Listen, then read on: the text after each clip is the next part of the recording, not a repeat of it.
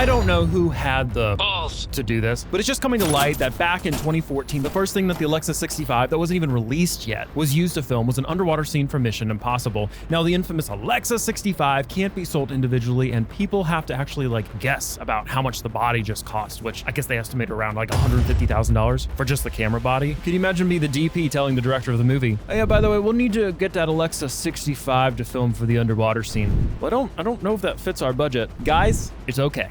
I know some people.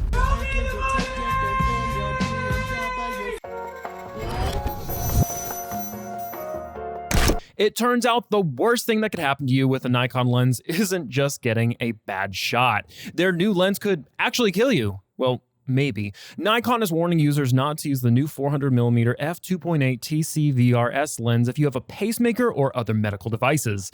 If you do, your medical device could malfunction. This first started hitting the camera news sites after Nikon rumors spotted the warning in the product's reference manual. The FDA has warned that newer consumer products, including this lens, contain magnets that are powerful enough to place medical devices into magnet mode. And that's a safety feature that's designed to only be used during medical procedures like MRIs, not to be activated during regular daily activities. Now, staying away from magnets isn't anything new for people with pacemakers or certain medical devices. The American Heart Association tells people with ICDs or pacemakers to avoid close or prolonged contact with magnets or their magnetic fields, specifying that you should keep magnets at least 6 inches from where your device is implanted.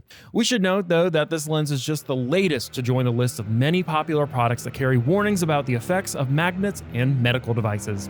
Other popular items include everything from cell phones and Apple Watches and AirPods. But if you're not interested in those Nikon death lenses, you might be in the market for some Canon lenses, and you'll have plenty of chances over the next few years to score some new ones for your collection. A new projection from the company shows 32 releases coming over through 2025. The news was published as part of Canon's corporate strategy conference presentation materials. In a slide discussing the growth strategy for cameras, a graph showed plans to expand the EOS R lens lineup at the same pace, 8 per year, and that means Canon plans to more than double the lens offerings, which is currently at 26 for RF mounted lenses. So if Canon lenses are your thing, the catalog to choose from is going to be massive over the next few years.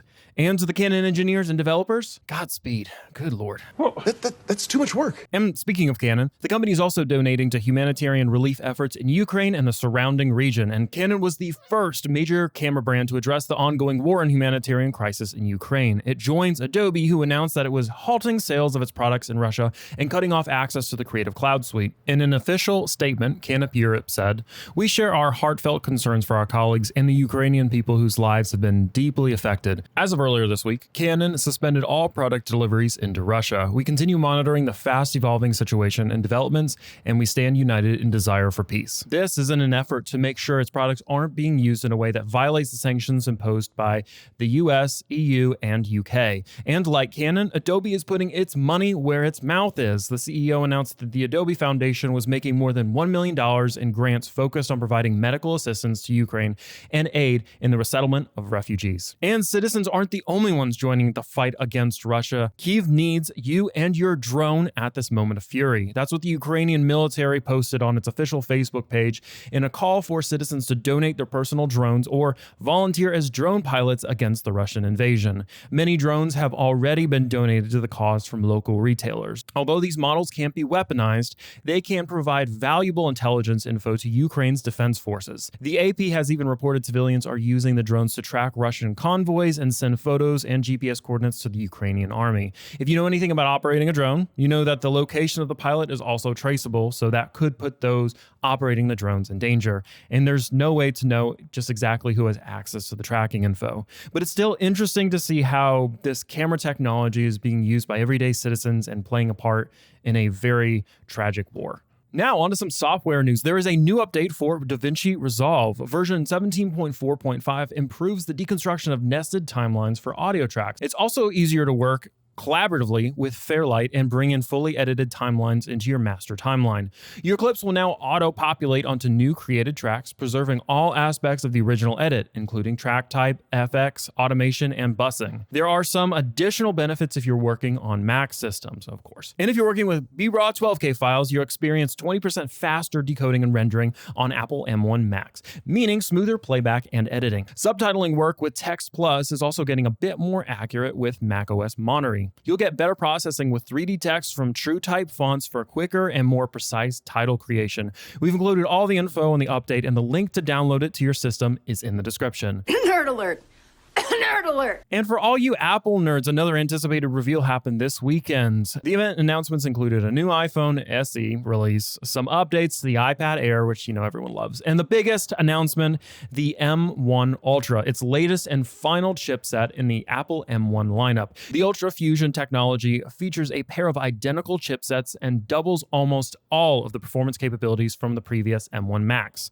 The M1 Ultra has a memory bandwidth of 800 gigabytes per second and supports up to 128 gigabytes of unified memory. And if you want to get your hands on the M1 Ultra, you'll have to get the Mac Studio. It's essentially a Mac Mini with the performance capabilities of a Mac Pro. The Mac Studio model that includes the M1 Ultra can power up to Pro Display XDR monitors and 4K display at once. And it's capable of playing up to 18 streams of 8K ProRes 422 video at once. And in case you're wondering, that's 4 videos on each of the 4 displays and 2 on the 4K TV. Shout out to DP Review for that example. There are many more things to unpack with this product release, so we've included a write-up in the description for this video. But if you're already sold on the Mac Studio with the M1 Ultra chipset, it's going to cost you. Pricing starts at $3,999 for 64 gigabytes and a 1 terabyte solid-state drive storage.